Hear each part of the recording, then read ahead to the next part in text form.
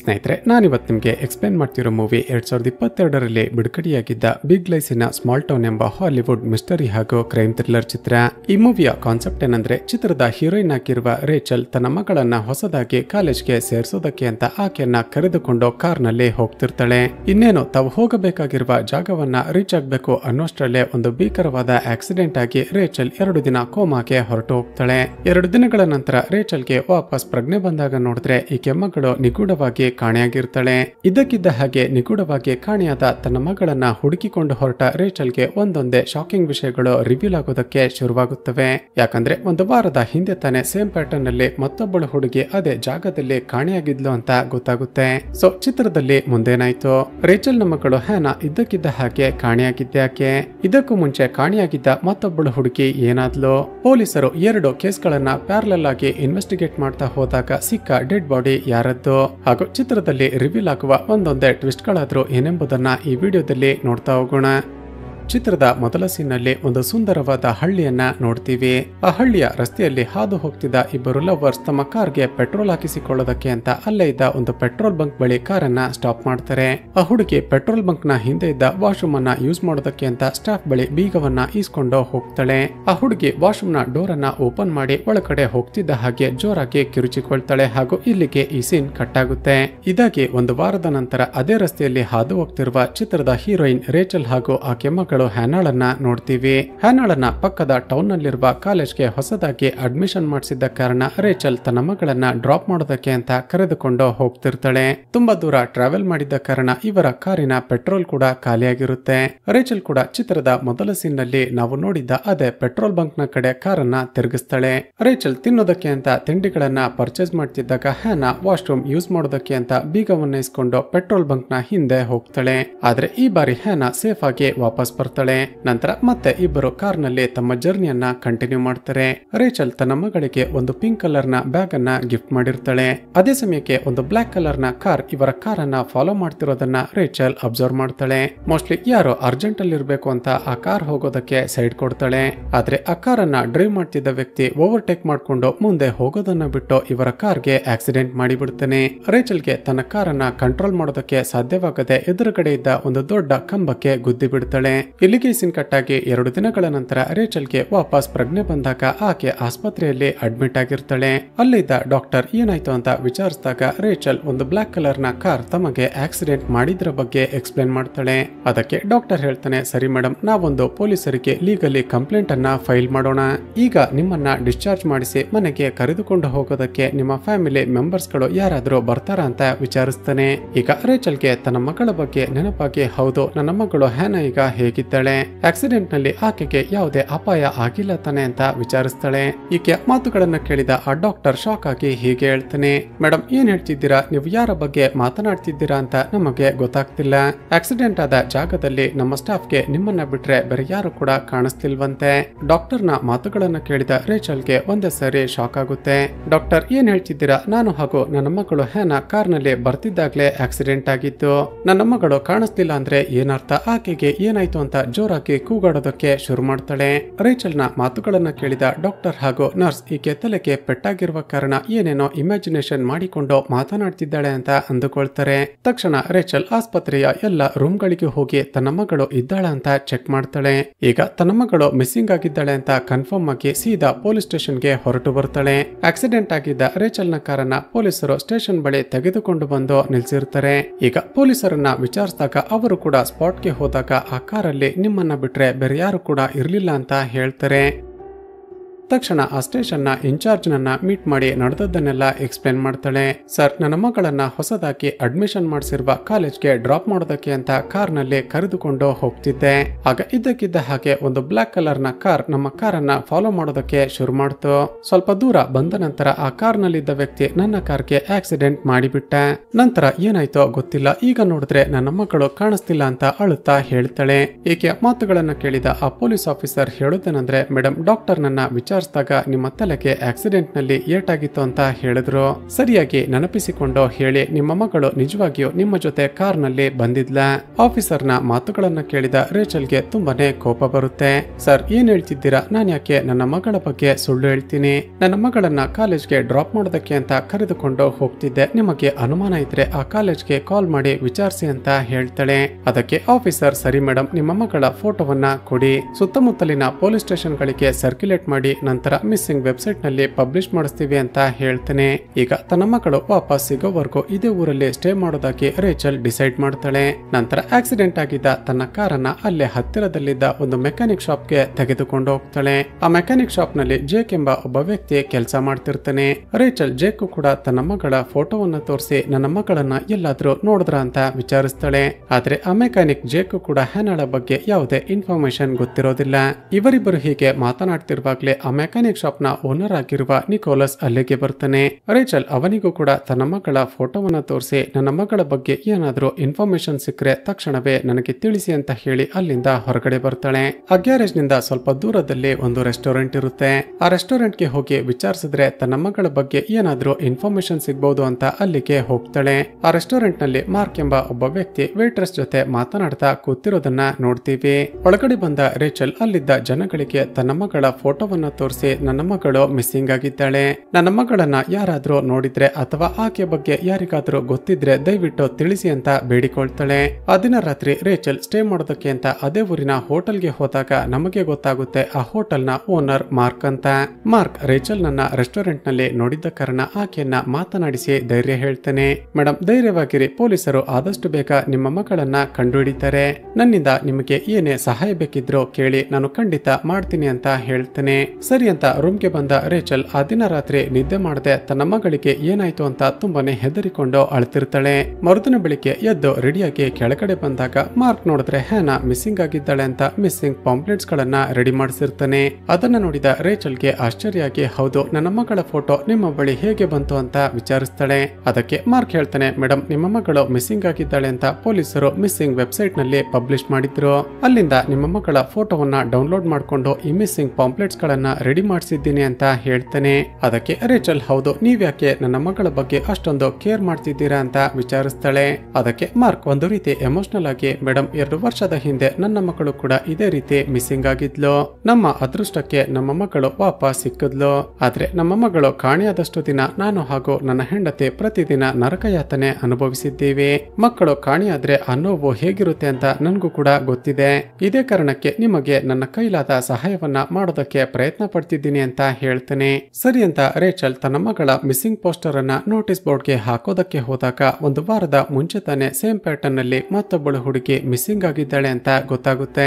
ಅದನ್ನ ನೋಡಿದ ರೇಚಲ್ಗೆ ಶಾಕ್ ಆಗಿ, ಹಾಗಾದ್ರೆ ತನ್ನ ಮಗಳ ಮಿಸ್ಸಿಂಗ್ ಕೇಸ್ಗೂ ಹಾಗೂ ಆ ಹುಡುಗಿಯ ಮಿಸ್ಸಿಂಗ್ ಕೇಸ್ಗೂ ಏನಾದ್ರೂ ಲಿಂಕ್ ಇರಬಹುದಾ ಅಂತ ತಲೆ ಕೆಡುತ್ತೆ. ಮತ್ತೊಂದು ಕಡೆ ರೇಚಲ್ ನನ್ನ ಹಾಸ್ಪಿಟಲ್ ನಲ್ಲಿ ಟ್ರೀಟ್ ಮಾಡಿದ ನರ್ಸ್ಗೆ ಆಕೆ ಕಾರ್ ಪಾರ್ಕ್ ಮಾಡಿದ ಜಾಗದಲ್ಲಿ ಒಂದು ಬ್ರೇಸ್ಲೈಟ್ ಸಿಗುತ್ತೆ. ಹಾಗೂ ರೇಚಲ್ ಆಸ್ಪತ್ರೆಯಿಂದ ಡಿಸ್ಚಾರ್ಜ್ ಆಗಿ ಹೋಗೋದಕ್ಕೂ ಮುಂಚೆ ಸೇಮ್ ಇದೇ ರೀತಿಯ ಬ್ರೇಸ್ಲೈಟ್ ನನ್ನ ಮಗಳ ಕೈಯಲ್ಲೂ ಕೂಡ ಇತ್ತು ಅಂತ ಹೇಳಿದ್ದು ನೆನಪಾಗುತ್ತೆ. ತಕ್ಷಣ ರೇಚಲ್ಗೆ ಆಕ್ಸಿಡೆಂಟ್ ಆಗಿದ್ದ ಜಾಗಕ್ಕೆ ಹೋಗಿ ಚೆಕ್ ಮಾಡಿದಾಗ ಹ್ಯಾನಾ ತನ್ನ ಕೈಗೆ ಹಾಕಿಕೊಂಡಿದ್ದ ಚಿಕ್ಕ ಬ್ರೇಸ್ಲೈಟ್ ಕೂಡ ಸಿಗುತ್ತೆ. ತಕ್ಷಣ ಆ 2 ಬ್ರೇಸ್ಲೈಟ್ ಗಳನ್ನ ತೆಗೆದುಕೊಂಡು ಹೋಗಿ ಡಾಕ್ಟರ್ಗೆ ಕೊಡ್ತಾಳೆ. ಡಾಕ್ಟರ್ ತಕ್ಷಣ ಈ ವಿಷಯವನ್ನ ಪೊಲೀಸರಿಗೆ ಇನ್ಫಾರ್ಮ್ ಮಾಡೋಣ ಅಂತ ಫೋನ್ ಅನ್ನ ತೆಗೆದುಕೊಳ್ತಾನೆ. ಹಾಗೂ ಇಲ್ಲಿಗೆ ಈ ಸೀನ್ ಕಟ್ ಆಗುತ್ತೆ. ಮತ್ತೊಂದು ಕಡೆ ರೇಚಲ್ ತನ್ನ ಮಗಳು ಮಿಸ್ಸಿಂಗ್ ಆಗಿದ್ದಾಳೆ ಅಂತ ಪಾಂಪ್ಲೆಟ್ಸ್ ಗಳನ್ನ ಆ ಊರಿನ ಎಲ್ಲ ಕಡೆ ಅಂಟಿಸ್ತಿರ್ತಾಳೆ. ಅದೇ ಸಮಯಕ್ಕೆ ಅಲ್ಲಿಗೆ ಬಂದ ಆ ಪೆಟ್ರೋಲ್ ಬಂಕ್ ನ ಸ್ಟಾಫ್ ಆ ಪಾಂಪ್ಲೆಟ್ ಅನ್ನ ನೋಡಿ ಒಂದು ರೀತಿ ಟೆನ್ಷನ್ ಆಗಿ ತಕ್ಷಣ ಅಲ್ಲಿಂದ ಹೊರಟು ಹೋಗ್ತಾನೆ.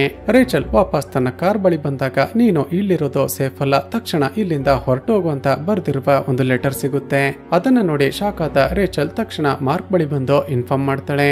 ಅದಕ್ಕೆ ಮಾರ್ಕ್ ಹೇಳ್ತಾನೆ, ರೇಚಲ್, ಹಾಗಾದ್ರೆ ಯಾರೋ ನಿಮ್ಮನ್ನ ಫಾಲೋ ಮಾಡ್ತಿದ್ದಾರೆ, ನಿಮ್ಮನ್ನ ಹೆದರಿಸಿ ಇಲ್ಲಿ ಕಳುಹಿಸೋದಕ್ಕೆ ಪ್ರಯತ್ನ ಪಡ್ತಿದ್ದಾರೆ ಅಂದ್ರೆ ಖಂಡಿತ ನಿಮ್ಮ ಮಗಳು ಇನ್ನು ಕೂಡ ಬದುಕಿರ್ತಾಳೆ. ಮತ್ತೊಂದು ಕಡೆ ಆ ಹಾಸ್ಪಿಟಲ್ ನ ನರ್ಸ್ ಕೆಲಸ ಮುಗಿಸಿಕೊಂಡು ಮನೆಗೆ ಹೋಗ್ತಿರುವಾಗ ಆಕೆಯನ್ನ ಯಾರೋ ಫಾಲೋ ಮಾಡ್ತಿರೋದನ್ನ ನೋಡ್ತೀವಿ. ಆ ನರ್ಸ್ ರೇಚಲ್ಗೆ ಕಾಲ್ ಮಾಡೋದಕ್ಕೆ ಪ್ರಯತ್ನ ಪಡ್ತಾಳೆ. ಆದ್ರೆ ನೆಟ್ವರ್ಕ್ ಇಲ್ಲದ ಕಾರಣ ಕಾಲ್ ರೀಚ್ ಆಗೋದಿಲ್ಲ. ನಿಮ್ಮ ಮಗಳ ಬ್ರೇಸ್ಲೈಟ್ ಸಿಕ್ಕಿದೆ, ಈ ವಾಯ್ಸ್ ಮೆಸೇಜ್ ನಿಮಗೆ ರೀಚ್ ಆಗ್ತಿದ್ದ ಹಾಗೆ ನನ್ನ ಮನೆಗೆ ಬನ್ನಿ ಅಂತ ಅಡ್ರೆಸ್ ಅನ್ನ ಸೆಂಡ್ ಮಾಡ್ತಾಳೆ. ಇಲ್ಲಿಗೆ ಸೀನ್ ಕಟ್ ಆಗಿ ನಂತರದ ಸೀನ್ ನಲ್ಲಿ ನರ್ಸ್ ಮನೆಗೆ ರೀಚ್ ಆಗಿ ಕೆಲಸ ಮಾಡ್ತಿದ್ದಾಗ ಒಬ್ಬ ಮಾಸ್ಕ್ ಹಾಕಿಕೊಂಡಿದ್ದ ಮಾಡಿದ ವ್ಯಕ್ತಿ ಇದ್ದಕ್ಕಿದ್ದ ಹಾಗೆ ಒಳಗಡೆ ಬರ್ತಾನೆ. ಹೆದರಿಕೊಂಡ ನರ್ಸ್ ಯಾರ್ ನೀನು, ಏನ್ ಬೇಕು ಅಂತ ಕೇಳ್ತಿರುವಾಗ್ಲೇ ಆ ವ್ಯಕ್ತಿ ಆ ನರ್ಸ್ಗೆ ಹೊಡೆದು ಸಾಯಿಸಿ ಬಿಡ್ತಾನೆ. ನಂತರ ಆಕೆ ಬಳಿ ಇದ್ದ ಹ್ಯಾನಾಳ ಬ್ರೇಸ್ಲೆಟ್ ಅನ್ನ ತೆಗೆದುಕೊಂಡು ಅಲ್ಲಿಂದ ಹೊರಟು ಹೋಗ್ತಾನೆ. ಮತ್ತೊಂದು ಕಡೆ ರೇಚಲ್ ಸ್ವಲ್ಪ ಸಮಯದ ನಂತರ ನರ್ಸ್ ಸೆಂಡ್ ಮಾಡಿದ ಆ ವಾಯ್ಸ್ ಮೆಸೇಜ್ ಅನ್ನ ನೋಡಿ ತಕ್ಷಣ ಆಕೆ ಮನೆಗೆ ಹೊರಟು ಬರ್ತಾಳೆ. ಒಳಗಡೆ ಬಂದು ನೋಡಿದ್ರೆ ಆಗಲೇ ಸತ್ತು ಬಿದ್ದಿರುವ ನರ್ಸ್ ಲ ಡೆಡ್ ಬಾಡಿಯನ್ನ ನೋಡಿ ಒಂದೇ ಸಾರಿ ಶಾಕ್ ಆಗ್ತಾಳೆ. ಈ ವಿಷಯ ಪೊಲೀಸರಿಗೆ ಗೊತ್ತಾಗ್ತಿದ್ದ ಹಾಗೆ ತಕ್ಷಣ ಸ್ಪಾಟ್ಗೆ ಬರ್ತಾರೆ. ಈಗ ಆ ಪೊಲೀಸ್ ಆಫೀಸರ್ ನೋಡಿದ್ರೆ ಈ ರೇಚಲ್ ಪದೇ ಪದೇ ಎಲ್ಲ ಕಡೆ ಕಾಣಿಸ್ತಿರೋದ್ರಿಂದ ಈಕೆ ಮೇಲೆನೆ ಅನುಮಾನ ಪಡೋದಕ್ಕೆ ಶುರು ಮಾಡ್ತಾನೆ. ಸರ್, ಖಂಡಿತ ಆ ನರ್ಸ್ಗೆ ನನ್ನ ಮಗಳ ಬಗ್ಗೆ ಏನೋ ಇನ್ಫಾರ್ಮೇಶನ್ ಸಿಕ್ಕಿತ್ತು ಅನ್ಸುತ್ತೆ. ಅದೇ ಕಾರಣಕ್ಕೆ ಯಾರೋ ಆಕೆಯನ್ನ ಕೊಲೆ ಮಾಡಿದ್ದಾರೆ. ಆದ್ರೆ ಮೊದಲೇ ಆರೋಗ್ಯಂಟ್ ಪೊಲೀಸ್ ಆಫೀಸರ್ ಆಗಿದ್ದ ಆತ ನಮಗೆ ಕೇಸನ್ನ ಹೇಗೆ ಇನ್ವೆಸ್ಟಿಗೇಷನ್ ಮಾಡಬೇಕು ಅಂತ ಗೊತ್ತಿದೆ, ನೀವು ನಮಗೆ ಹೇಗೆ ಕೆಲಸ ಮಾಡಬೇಕು ಅಂತ ಹೇಳಿಕೊಡುವ ಅವಶ್ಯಕತೆ ಇಲ್ಲ ಅಂತ ರೇಗಿ ಬಿಡ್ತಾನೆ. ನಂತರ ರೇಚಲ್ ಮಾರ್ಕ್ ಜೊತೆ ಆ ಡಾಕ್ಟರ್ ಹಾಗೂ ಆಕೆ ಹೆಂಡತಿಯನ್ನ ಹೋಗಿ ಮೀಟ್ ಮಾಡ್ತಾರೆ. ತನ್ನ ಜೊತೆ ಕೆಲಸ ಮಾಡ್ತಿದ್ದ ನರ್ಸ್ ಇದ್ದಕ್ಕಿದ್ದ ಹಾಗೆ ಕೊಲೆಯಾದ ಕಾರಣ ಆ ಡಾಕ್ಟರ್ ಕೂಡ ಶಾಕ್ ನಲ್ಲಿರ್ತಾನೆ. ಈಗ ರೇಚಲ್ ಕೊಲೆಯಾಗಿರುವ ನರ್ಸ್ ನ ಮನೆಗೆ ಹೋದ್ರೆ ಏನಾದ್ರೂ ಇನ್ಫಾರ್ಮೇಶನ್ ಸಿಗ್ಬಹುದು ಅಂತ ಪೊಲೀಸರ ಕಣ್ ತಪ್ಪಿಸಿ ಅಲ್ಲಿಗೆ ಹೋಗ್ತಾಳೆ. ಎಲ್ಲ ಕಡೆ ಹುಡುಕಾಡ್ತಿದ್ದಾಗ ಆ ಮೆಕ್ಯಾನಿಕ್ ಶಾಪ್ ನ ವಿಸಿಟಿಂಗ್ ಕಾರ್ಡ್ ಸಿಗುತ್ತೆ. ತಕ್ಷಣ ಯಾರಿಗೋ ಗೊತ್ತಾಗದ ಹಾಗೆ ಆ ಮೆಕ್ಯಾನಿಕ್ ಶಾಪ್ ನ ಹಿಂಬದಿಯಿಂದ ಹೋಗ್ತಾಳೆ. ನೋಡಿದ್ರೆ ರೇಚಲ್ ಹಾಗೂ ಹ್ಯಾನಾ ಕೂತಿದ್ದ ಕಾರ್ಗೆ ಆಕ್ಸಿಡೆಂಟ್ ಮಾಡಿದ ಆ ಬ್ಲಾಕ್ ಕಲರ್ ನ ಕಾರ್ ಗ್ಯಾರೇಜ್ ನಲ್ಲಿ ನಿಂತಿರುತ್ತೆ. ತಕ್ಷಣ ಪೊಲೀಸ್ ಸ್ಟೇಷನ್ ಗೆ ಬಂದು ಆ ಪೊಲೀಸ್ ಆಫೀಸರ್ ನನ್ನ ತನ್ನ ಜೊತೆ ಮೆಕ್ಯಾನಿಕ್ ಶಾಪ್ ಗೆ ಕರೆದುಕೊಂಡು ಹೋಗ್ತಾಳೆ. ಮೆಕ್ಯಾನಿಕ್ ಶಾಪ್ ನ ಓನರ್ ನನ್ನ ವಿಚಾರಿಸಿ ಗ್ಯಾರೇಜ್ ನ ಡೋರ್ ಅನ್ನ ಓಪನ್ ಮಾಡಿ ನೋಡಿದ್ರೆ ಈಕೆ ನೋಡಿದ ಕಾರ್ ಅಲ್ಲಿ ಇರೋದೇ ಇಲ್ಲ. ಮೊದಲೇ ರೇಚಲ್ ನ ತಲೆ ಸರಿ ಇಲ್ಲ ಅಂತ ಅಂದುಕೊಂಡಿದ್ದ ಪೊಲೀಸ್ ಆಫೀಸರ್ ಮತ್ತಷ್ಟು ಸಿಟ್ಟಾಗ್ತಾನೆ. ಎಷ್ಟೇ ಹುಡುಕಾಡಿದ್ರು ತನ್ನ ಮಗಳು ಏನಾದ್ಲು ಅಂತಾನೆ ಗೊತ್ತಾಗ್ತಿಲ್ವಲ್ಲ ಅಂತ ರೇಚಲ್ಗೆ ತುಂಬಾನೇ ತಲೆ ಕೆಡುತ್ತೆ. ಈಗ ಇವರಿಗೆ ಬಂದಾಗಿನಿಂದ ಏನೇನಾಯ್ತು ಅಂತ ಮೊದಲಿನಿಂದ ಎಲ್ಲವನ್ನ ನೆನಪಿಸಿಕೊಂಡಾಗ ಪೆಟ್ರೋಲ್ ಬಂಕ್ ನಲ್ಲಿ ಕೆಲಸ ಮಾಡ್ತಿರುವ ಆ ವ್ಯಕ್ತಿಯ ಬಗ್ಗೆ ನೆನಪಾಗುತ್ತೆ. ಅವನ ಆಕ್ಟಿವಿಟೀಸ್ ಗಳನ್ನ ಫಾಲೋ ಮಾಡಿದ್ರೆ ಏನಾದ್ರೂ ಇನ್ಫಾರ್ಮೇಶನ್ ಸಿಗಬಹುದು ಅಂತ ಅವನನ್ನ ಫಾಲೋ ಮಾಡೋದಕ್ಕೆ ಶುರು ಮಾಡ್ತಾಳೆ. ಆ ದಿನ ರಾತ್ರಿ ರೇಚಲ್ ಮತ್ತೆ ಹೋಟೆಲ್ ನಲ್ಲಿ ಕುಳಿತುಕೊಂಡು ತನ್ನ ಮಗಳ ಫೋಟೋ ನೋಡಿ ಅಳ್ತಿರ್ತಾಳೆ. ಈಗ ರಿವೀಲ್ ಆಗುವ ಟ್ವಿಸ್ಟ್ ಏನಂದ್ರೆ ಹ್ಯಾನಾಳ ಮೊಬೈಲ್ ನಂಬರ್ ನಿಂದ ಈಕೆಗೆ ಒಂದು ವಿಡಿಯೋ ಕಾಲ್ ಬರುತ್ತೆ. ತಕ್ಷಣ ಅದನ್ನ ರಿಸೀವ್ ಮಾಡ್ತಾಳೆ. ಆಶ್ಚರ್ಯವೆಂಬಂತೆ ಇನ್ನು ಕೂಡ ಹ್ಯಾನಾ ಬದುಕಿರ್ತಾಳೆ. ತನ್ನ ಮಗಳು ಬದುಕಿದ್ದಾಳೆ ಅಂತ ಗೊತ್ತಾಗ್ತಿದ್ದ ಹಾಗೆ ರೇಚಲ್ಗೆ ತುಂಬಾನೇ ಖುಷಿಯಾಗುತ್ತೆ. ಹ್ಯಾನಾ ಎಲ್ಲಿದ್ಯಾ, ಏನ್ ಮಾಡ್ತಿದ್ಯಾ ಅಂತ ವಿಚಾರಿಸೋಷ್ಟರಲ್ಲೇ ಯಾರೋ ಬಂದು ಫೋನ್ ಅನ್ನ ಕಟ್ ಮಾಡಿ ಬಿಡ್ತಾರೆ. ತಕ್ಷಣ ಮಾರ್ಕ್ ನನ್ನ ಮೀಟ್ ಮಾಡಿ ಪೊಲೀಸ್ ಆಫೀಸರ್ಗೆ ಈ ವಿಷಯವನ್ನ ಇನ್ಫಾರ್ಮ್ ಮಾಡ್ತಾರೆ. ತಕ್ಷಣ ಪೊಲೀಸರ ಟೀಮ್ ಹ್ಯಾನಾ ಕಾಲ್ ಮಾಡಿದ ಆಕೆ ಮೊಬೈಲ್ ಲೊಕೇಶನ್ ಅನ್ನ ಟ್ರೇಸ್ ಮಾಡಿ ಅಲ್ಲಿಗೆ ಹೋಗ್ತಾರೆ. ನೋಡಿದ್ರೆ ಹ್ಯಾನಾಳ ಮೊಬೈಲ್ ನೆಟ್ವರ್ಕ್ ಡಿಟೆಕ್ಟ್ ಆಗ್ತಿರುವ ಆ ಜಾಗ ಒಂದು ದಟ್ಟವಾದ ಕಾಡಾಗಿರುತ್ತೆ. ಅದೇ ಸಮಯಕ್ಕೆ ಮತ್ತೊಂದು ಕಡೆ ಪೊಲೀಸರ ಟೀಮ್ಗೆ ಆ ಮೆಕ್ಯಾನಿಕ್ ಶಾಪ್ ನಲ್ಲಿ ರೇಚಲ್ ತನ್ನ ಮಗಳಿಗೆ ಒಂದು ಪಿಂಕ್ ಕಲರ್ ನ ಬ್ಯಾಗ್ ಅನ್ನ ಗಿಫ್ಟ್ ಮಾಡಿದ್ಲಲ್ವಾ, ಆ ಬ್ಯಾಗ್ ಸಿಕ್ಕಿದೆ ಅಂತ ಗೊತ್ತಾಗಿ ತಕ್ಷಣ ಅಲ್ಲಿಗೆ ಹೋಗ್ತಾರೆ. ಆ ಬ್ಯಾಗ್ ಅಲ್ಲಿಗೆ ಹೇಗೆ ಬಂತು ಅಂತ ಮೆಕ್ಯಾನಿಕ್ ಶಾಪ್ ನ ಓನರ್ ನನ್ನ ವಿಚಾರಿಸ್ತಾರೆ. ಆದ್ರೆ ಅವನಿಗೆ ಅದರ ಬಗ್ಗೆ ಏನು ಕೂಡ ಗೊತ್ತಿರೋದಿಲ್ಲ. ಮತ್ತೊಂದು ಕಡೆ ಸ್ವಲ್ಪ ಸಮಯದ ಮುಂಚೆ ಇವರೆಲ್ಲ ಹೋಗಿದ್ದ ಆ ಕಾಡಿನ ಜಾಗದಲ್ಲಿ ಒಬ್ಬ ವ್ಯಕ್ತಿ ಜಾಗಿಂಗ್ ಮಾಡ್ತಿದ್ದಾಗ ಅಲ್ಲೇ ಬಿದ್ದಿರುವ ಒಂದು ಡೆಡ್ ಬಾಡಿಯನ್ನ ನೋಡ್ತಾನೆ. ಒಂದೇ ಸಾರಿ ಬೆಚ್ಚಿ ಬಿದ್ದ ಆ ವ್ಯಕ್ತಿ ತಕ್ಷಣ ಪೊಲೀಸರಿಗೆ ಇನ್ಫಾರ್ಮ್ ಮಾಡ್ತಾನೆ. ಈಗ ಪೊಲೀಸರು ಒಂದು ವೇಳೆ ಅಲ್ಲಿ ಬಿದ್ದಿರುವ ಡೆಡ್ ಬಾಡಿ ಹ್ಯಾನಾಳದ್ದು ಕೂಡ ಆಗಿರ್ಬೋದು ಅಂತ ರೇಚಲ್ ನನ್ನ ಕೂಡ ಕರೆದುಕೊಂಡು ಹೋಗ್ತಾರೆ. ರೇಚಲ್ ಹೆದರಿಕೊಳ್ಳುತ್ತಲೇ ಹೋಗಿ ಡೆಡ್ ಬಾಡಿಯ ಮುಖವನ್ನ ನೋಡಿದಾಗ ಅದು ಹ್ಯಾನಾಳ ಡೆಡ್ ಬಾಡಿ ಅಲ್ಲ ಅಂತ ಕನ್ಫರ್ಮ್ ಆಗುತ್ತೆ. ಸ್ನೇಹಿತರೆ, ಪೊಲೀಸರಿಗೆ ಸಿಕ್ಕಿರುವ ಆ ಡೆಡ್ ಬಾಡಿ ಬೇರೆ ಯಾವುದೂ ಅಲ್ಲ. ಚಿತ್ರದ ಶುರುವಿನಲ್ಲಿ ಇಬ್ಬರು ಲವರ್ಸ್ ಪೆಟ್ರೋಲ್ ಬಂಕ್ಗೆ ಹೋಗಿದ್ದಾಗ ಆ ಹುಡುಗಿ ಮಿಸ್ಸಿಂಗ್ ಆಗಿದ್ಲಲ್ವಾ, ಆ ಹುಡುಗಿಯನ್ನೇ ಯಾರೋ ಕೊಲೆ ಮಾಡಿ ತಂದು ಎಸೆದು ಹೋಗಿರ್ತಾರೆ. ಇಲ್ಲಿಗೆ ಸೀನ್ ಕಟ್ಟಾಗಿ ಆ ದಿನ ರಾತ್ರಿ ರೇಚಲ್ ಹೋಟೆಲ್ ರೂಮ್ ನಲ್ಲಿ ಕೂತಿರುವಾಗ ಯಾರೋ ಬಂದು ಈಕೆ ಬಾಗಿಲನ್ನ ಪದೇ ಪದೇ ಬಡಿತಾರೆ. ಮೋಸ್ಟ್ಲಿ ಮಾರ್ಕೆ ಬಂದಿರಬಹುದು ಅಂತ ಹೋಗಿ ಡೋರ್ ಅನ್ನ ಓಪನ್ ಮಾಡಿ ನೋಡಿದ್ರೆ ಆ ಮೆಕ್ಯಾನಿಕ್ ಶಾಪ್ ನ ಓನರ್ ಬಂದಿರ್ತಾನೆ. ಇಷ್ಟೊತ್ತಲ್ಲಿ ಯಾಕೆ ಬಂದಿದ್ದೀರಾ, ಏನ್ ವಿಷಯ ಅಂತ ಕೇಳುವಷ್ಟರಲ್ಲೇ ಆ ಮೆಕ್ಯಾನಿಕ್ ಶಾಪ್ ನ ಓನರ್ ರೇಚಲ್ಗೆ ಹೊಡೆದು ಪ್ರಜ್ಞೆ ತಪ್ಪಿಸ್ತಾನೆ. ಸ್ವಲ್ಪ ಸಮಯದ ನಂತರ ರೇಚಲ್ಗೆ ವಾಪಸ್ ಪ್ರಜ್ಞೆ ಬಂದಾಗ ಒಂದು ಶಾಕಿಂಗ್ ಟ್ವಿಸ್ಟ್ ರಿವೀಲ್ ಆಗುತ್ತೆ. ಸ್ನೇಹಿತರೆ, ರೇಚಲ್ ನನ್ನ ಕಿಡ್ನಾಪ್ ಮಾಡಿದ್ದ ಆ ಮೆಕ್ಯಾನಿಕ್ ಶಾಪ್ ನ ಓನರ್ ಆಕೆಯನ್ನ ಆ ಡಾಕ್ಟರ್ ನ ಮನೆಗೆ ಕರೆದುಕೊಂಡು ಬಂದಿರ್ತಾನೆ. ಸ್ನೇಹಿತರೆ, ಚಿತ್ರದ ಶುರುವಿನಲ್ಲಿ ಒಬ್ಬಳು ಹುಡುಗಿಯನ್ನ ಕಿಡ್ನಾಪ್ ಮಾಡಿ ಕೊಲೆ ಮಾಡಿದ್ದು ಹಾಗೂ ಈಗ ಹ್ಯಾನಾಳನ್ನ ಕಿಡ್ನಾಪ್ ಮಾಡಿರೋದು ಕೂಡ ಈ ಡಾಕ್ಟರೇ. ಇದನ್ನೆಲ್ಲ ಯಾಕೆ ಮಾಡ್ತಿದ್ಯಾ ಅಂತ ಕೇಳಿದಾಗ ಆ ಡಾಕ್ಟರ್ ಒಂದು ಫ್ಲಾಶ್ ಬ್ಯಾಕ್ ಹೇಳ್ತಾನೆ. ಸ್ನೇಹಿತರೆ, ಒಂದು ವರ್ಷದ ಹಿಂದೆ ಕಾಲೇಜ್ಗೆ ಹೋಗ್ತಿದ್ದ ಈ ಡಾಕ್ಟರ್ ನ ಮಗಳು ರೋಡ್ ಆಕ್ಸಿಡೆಂಟ್ ನಲ್ಲಿ ಸತ್ತು ಹೋಗಿರ್ತಾಳೆ. ತುಂಬಾನೇ ಪ್ರೀತಿ ಮಾಡ್ತಿದ್ದ ತಮ್ಮ ಮಗಳನ್ನ ಕಳೆದುಕೊಂಡ ಈ ಡಾಕ್ಟರ್ ನ ಹೆಂಡತಿ ಒಂದು ರೀತಿ ಮೆಂಟಲಿ ಡಿಸ್ಟರ್ಬ್ ಆಗಿರ್ತಾಳೆ.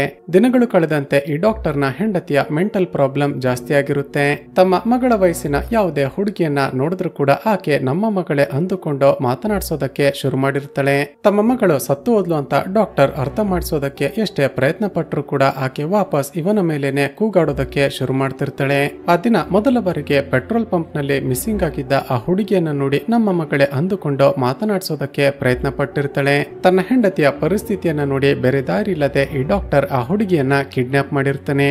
ಆದ್ರೆ ಕೆಲವು ದಿನಗಳ ನಂತರ ಆ ಹುಡುಗಿ ತಪ್ಪಿಸಿಕೊಂಡು ಎಸ್ಕೇಪ್ ಆಗೋದಕ್ಕೆ ಪ್ರಯತ್ನ ಪಟ್ಟಾಗ ಮೆಕ್ಯಾನಿಕ್ ಶಾಪ್ ನ ಓನರ್ ಜೊತೆ ಸೇರಿ ಬೇರೆ ದಾರಿ ಇಲ್ಲದೆ ಆ ಹುಡುಗಿಯನ್ನ ಸಾಯಿಸಿರ್ತಾನೆ. ಹೀಗೆ ಒಂದು ವಾರದ ನಂತರ ರೇಚಲ್ ಹಾಗೂ ಆಕೆ ಮಗಳು ಹ್ಯಾನಾ ಹೋಗ್ತಿದ್ದ ಕಾರ್ಗೆ ಆಕ್ಸಿಡೆಂಟ್ ಮಾಡಿ ಆಕೆಯನ್ನ ಕೂಡ ಕಿಡ್ನಾಪ್ ಮಾಡಿರ್ತಾನೆ. ಹಾಗೂ ಆ ದಿನ ನರ್ಸ್ಲನ್ನ ಆಕೆ ಮನೆಯಲ್ಲಿ ಕೊಲೆ ಮಾಡಿದ್ದು ಕೂಡ ಈ ಡಾಕ್ಟರೇ. ಅದಕ್ಕೆ ಕಾರಣವೇನೆಂದ್ರೆ ಆ ನರ್ಸ್ಗೆ ರೇಚಲ್ ಹಾಗೂ ಹ್ಯಾನಾ ಹಾಕಿಕೊಳ್ತಿದ್ದ ಬ್ರೇಸ್ಲೆಟ್ ಗಳು ಸಿಕ್ಕಿರುತ್ತವೆ.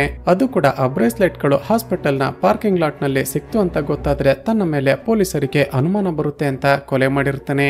ಈಗ ಈ ಸೈಕೋ ಡಾಕ್ಟರ್ ಕಿಡ್ನಾಪ್ ಮಾಡಿರುವ ಹ್ಯಾನಾ ಬದುಕೇ ಇರ್ತಾಳೆ. ಹ್ಯಾನಾ ನನ್ನ ಮಗಳು ಅಂತ ರೇಚಲ್ ಎಷ್ಟೇ ಹೇಳಿದ್ರು ಕೂಡ ಮೆಂಟಲಿ ಪ್ರಾಬ್ಲಮ್ ನಲ್ಲಿದ್ದ ಡಾಕ್ಟರ್ ನ ಹೆಂಡತಿ ಮಾತ್ರ ಇಲ್ಲ ಈಕೆ ನನ್ನ ಮಗಳು ಅಂತಾನೆ ವಾದ ಮಾಡ್ತಿರ್ತಾಳೆ. ಸ್ನೇಹಿತರೆ, ಆ ಡಾಕ್ಟರ್ ಹಾಗೂ ಮೆಕ್ಯಾನಿಕ್ ಶಾಪ್ ನ ಓನರ್ ಇಬ್ಬರು ಸೇರಿ ಹ್ಯಾನಾ ತಪ್ಪಿಸಿಕೊಳ್ಬಾರ್ದು ಅಂತ ಆಗಾಗ ಆಕೆಗೆ ಡ್ರಗ್ಸ್ ಅನ್ನ ಇಂಜೆಕ್ಟ್ ಮಾಡ್ತಿರ್ತಾರೆ. ಈಗ ಸುಧಾರಿಸಿಕೊಂಡ ರೇಚಲ್ ಅವರನ್ನೆಲ್ಲ ಡಿಸ್ಟ್ರಾಕ್ಟ್ ಮಾಡಿ ತನ್ನ ಮಗಳಿಗೆ ತಪ್ಪಿಸಿಕೊಂಡು ಹೋಗೋದಕ್ಕೆ ಹೇಳ್ತಾಳೆ. ಆ ಮೆಕ್ಯಾನಿಕ್ ಶಾಪ್ ನ ಓನರ್ ಹಾಗೂ ಡಾಕ್ಟರ್ ಇಬ್ಬರು ಸೇರಿ ರೇಚಲ್ ನನ್ನ ಸಾಯಿಸಿ ಬಿಡ್ತಾರೆ ಅನ್ನೋಷ್ಟರಲ್ಲೇ ಅಲ್ಲಿಗೆ ಮಾರ್ಕ್ ಬರ್ತಾನೆ.